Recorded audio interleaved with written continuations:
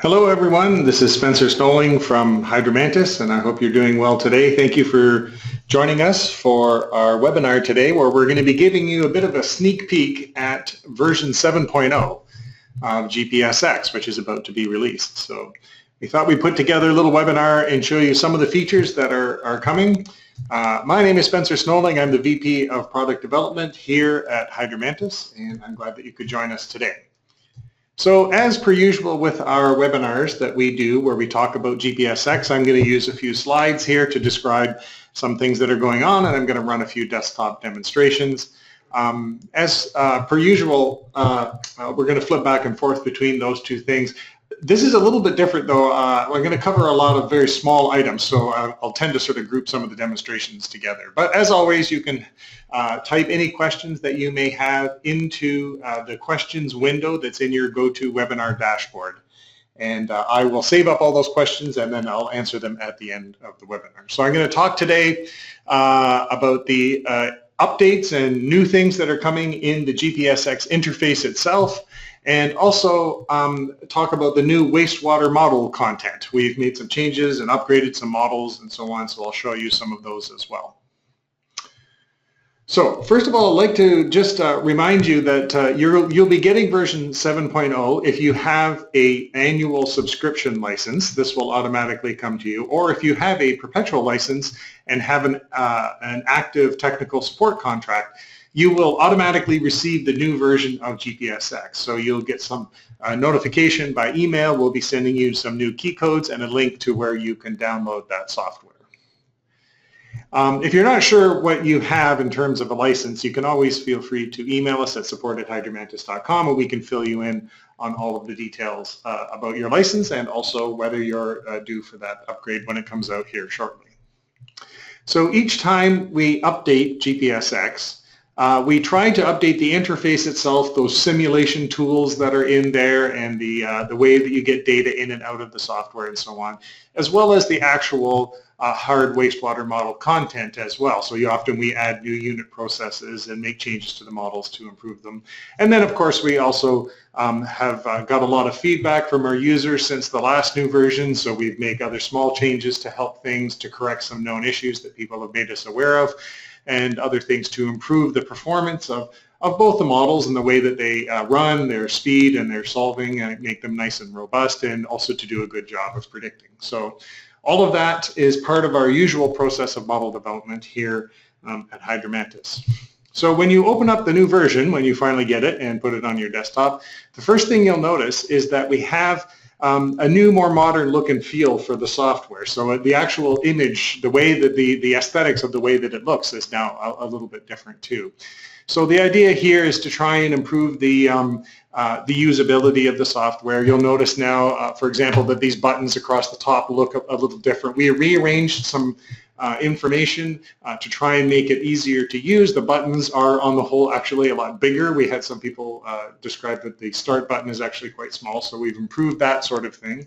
And I think it's just a little bit nicer look to it. You can see we've done, I think, a really good job of trying to condense a lot of information. There's a lot of features in GPSX, and we've tried to improve that so that you can find what you're looking for at any given point. So you'll notice that some of our standard features, they're pretty much the same as they were before. They just look a little nicer. And then other places we've actually moved some information around so that you can have access to it a little easier. So for example, here, this is the lower left-hand corner of GPSX where we have our start and stop buttons and the steady state box and so on. This is our scenario menu. We've now put, for example, that we're telling you down here in the lower left corner what scenario you are in, and then we've continued to support most of that functionality that was in that scenario menu, but now you can always know which menu it's going to be. Previously, you would see different words on this menu item here depending on which scenario you were in. Many of the menus of what I would call maybe the less used or the more complicated features of GPSX now have a number of step-by-step process instructions included right on the menu that tell you exactly what you need to be doing when you arrive at this particular menu item. So for example, this is our menu that you get when you define the SRT of the plant, and you have to click on a number of objects and a number of streams to define these things. And so you'll see now that there's a nice description of how to do that and also how we calculate these things. And sometimes these will also further refer you to the user's guide or the technical reference page for more details. We also had quite a bit of feedback over the past few years of how to better handle the large amount of information that you can get out of GPSX. So as you know, if you build a large treatment plant that has a large number of unit process objects in it, when you go to do your simulation, you may be faced with something that looks like this. You may have 5 or 6 or 10 rows of tabs because you're trying to contain a lot of information about what's going on, the concentrations in each one of these individual unit processes. For a lot of people, however, that was taking up a lot of screen space, and so we switched over to a new method now where you'll see only 1 or 2 rows here and then a small pull-down menu that allows you to get access to all of the other tabs that you would normally be looking at. So you'll find this is a sort of an improvement in to be able to sort of hop between the various tabs and things that you want nicely and easily. So let's just take a quick tour of the desktop as you know it. So this is what GPSX 7.0 looks. There's even some different colors and so on to the menus. And you can see, as I mentioned up here, these buttons are now quite a bit bigger and easy to get to. As I mentioned here, the defined solids retention time definition menu now looks a lot different, and you can still control the SRT with specifying a pump flow on one of the units in order to hit a specific SRT set point, but now there's a lot of description to help you along and the definition of those things. So, for example, when I go down here to run, this is it down here, the start button. As per usual, we moved it up a little bit and made it a little bigger, easier to get at, and you can see here that these graphs work very much in a similar way as they have before, but you now have a little bit better access to get at those things. So I won't go through every single change that we have in the interface, but just to give you that sort of flavor that it's got a bit of an updated look and feel to it. And we had the same look and feel for, I believe, 6 or 7 releases of the software.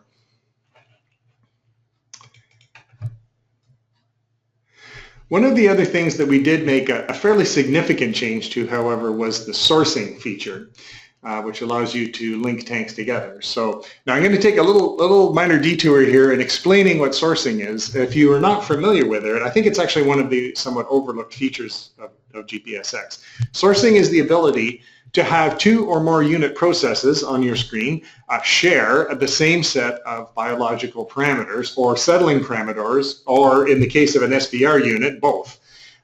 Basically, the reason behind it was that if you are making a change to a biological parameter and you want that to be the case for all of the units across your wastewater treatment plant, it does become a bit tedious to say, for example, if you had an industrial wastewater that was coming in and it was somehow inhibitory to, say, the autotrophs, and you wanted to lower the autotrophic growth rate a little bit to reflect that, you would have to go into all 5 of these units in order to change that heterotrophic parameter, the autotrophic growth rate parameter, because you need to open up the menu in each of those. And if you make a change and then that doesn't quite fit your calibration, so now I've got to open them all up again.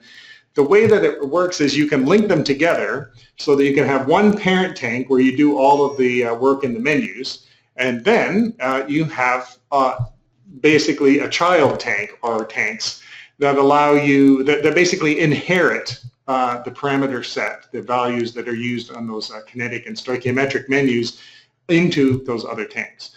So that way, when you go to make a change, the parent tank looks just the same as any other tank, just the way that you're normally used to seeing it. You can see the kinetic menu there, for example. But in the child tanks, you'll find that those menus are grayed out and you don't have access to them, and that is, of course, because you have to go to the parent tank to make that change, and then it automatically gets mapped over to all the other ones.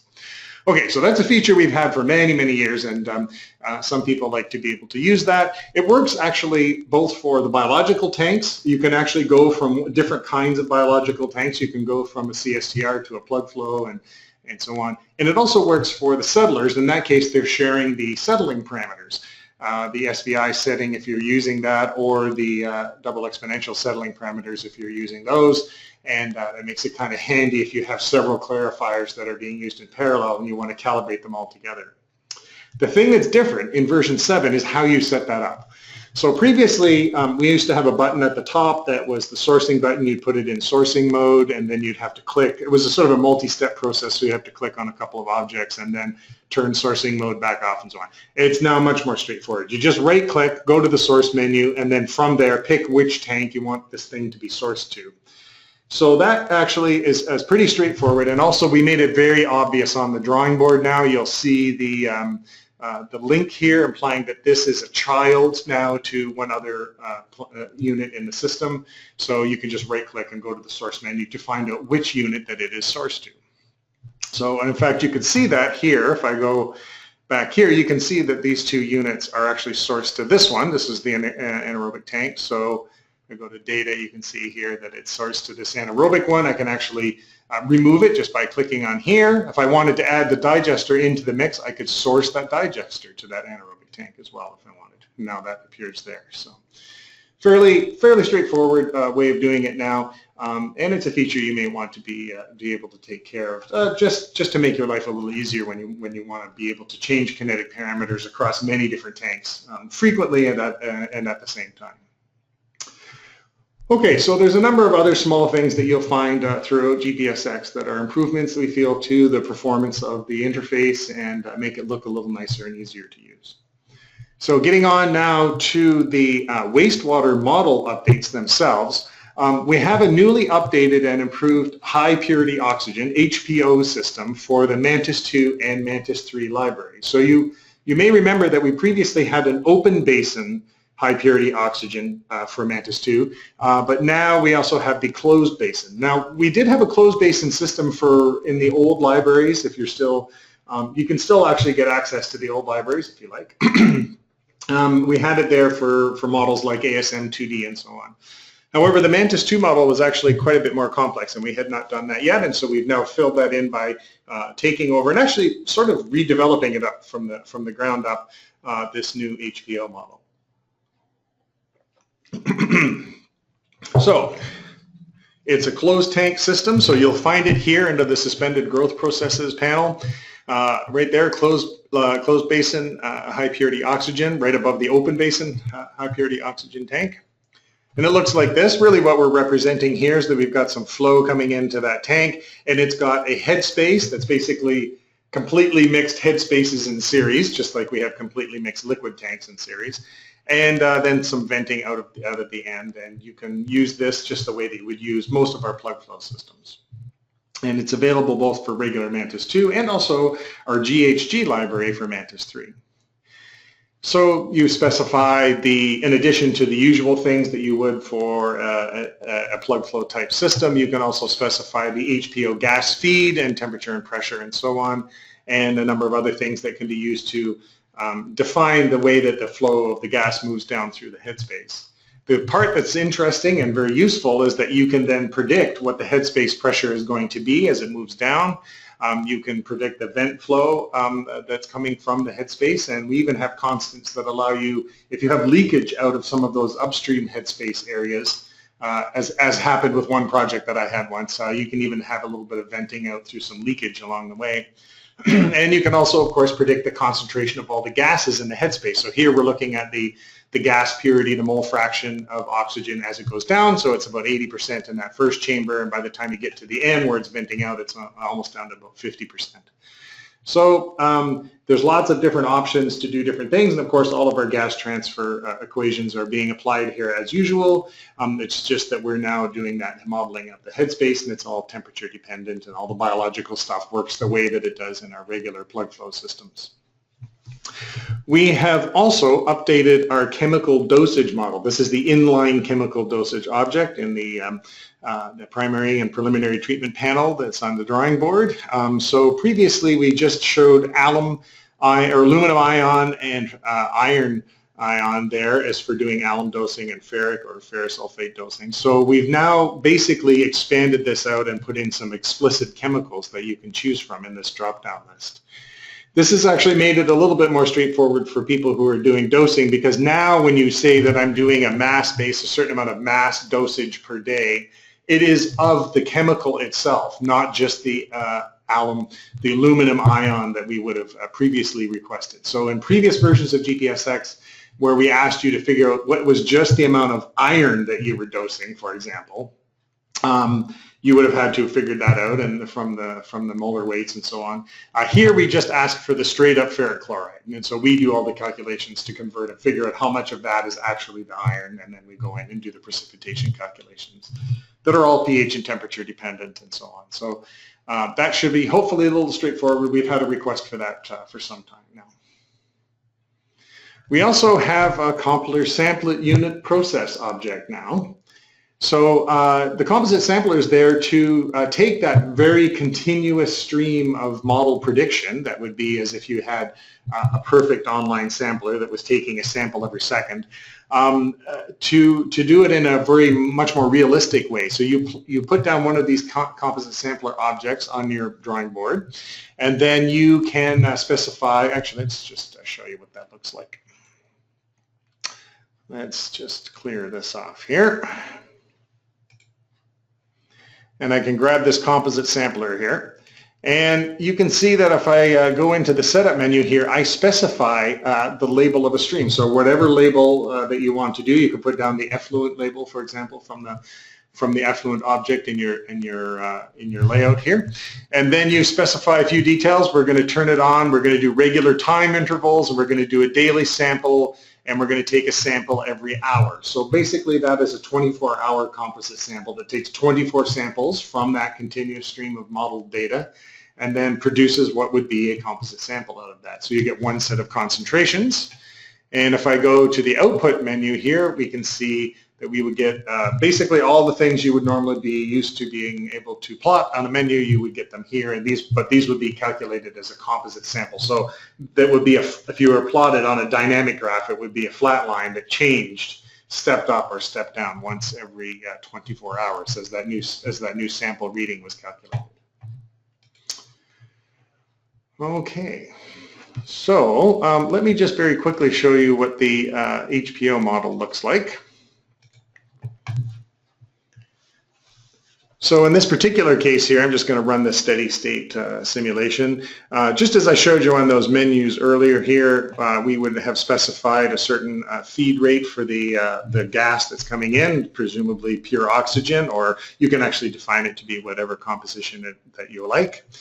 And then the rest of the operational menu there too is defining the rotor power for mixing inside and for doing that oxygen transfer and so on. And there's a couple of pressure constants that are here. I think these are pretty well calibrated now. They're there to show how quickly and easily the gas can flow downstream into the next chamber.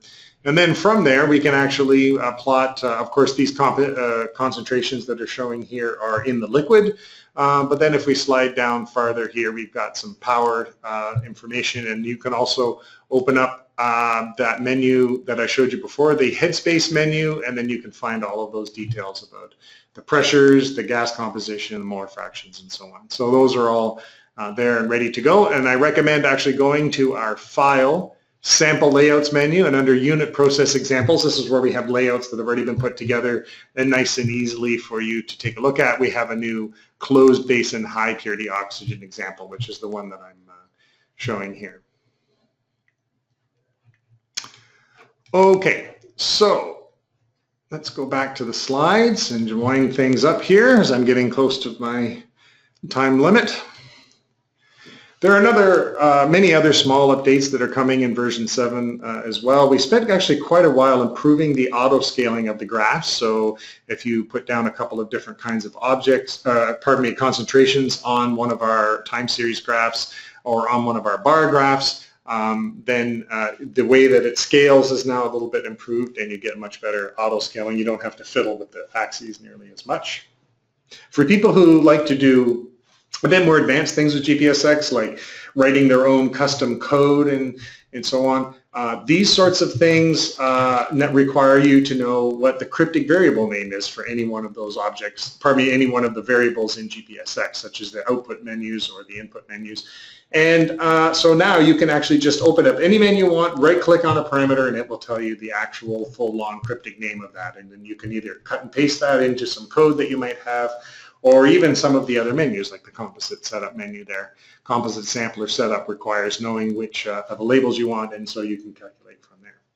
So we also automatically hide a few lines on the Sankey diagram right now. Previously, if you were plotting something like total nitrogen, the lines would be very thick compared to everywhere else in the plant, of course, because you had mixed liquor that has a lot of nitrogen bound up in it. So you can hide those so that you can see the whole rest of the plant scaled properly. And of course, numerous other small fixes that we've collected along the way since the last version of GPSX. The other really significant thing as well, outside of the use of the software, is that we've changed the way we do our licensing. And so, lucky for us, we can now move away from USB dongles. So right now we have these. You may have one of these in your possession. We don't use these anymore. Now it's just purely a key code that ties the use of GPSX to your particular computer. You have the ability to move between computers if you need to as well, but you'll note that when you receive your update information in the email, that will tell you all of the details about how this changed. But I thought I'd let you know this is coming and you don't need to use the USB dongles anymore. So as always, we appreciate your feedback and input that we've got from all of our clients over the years.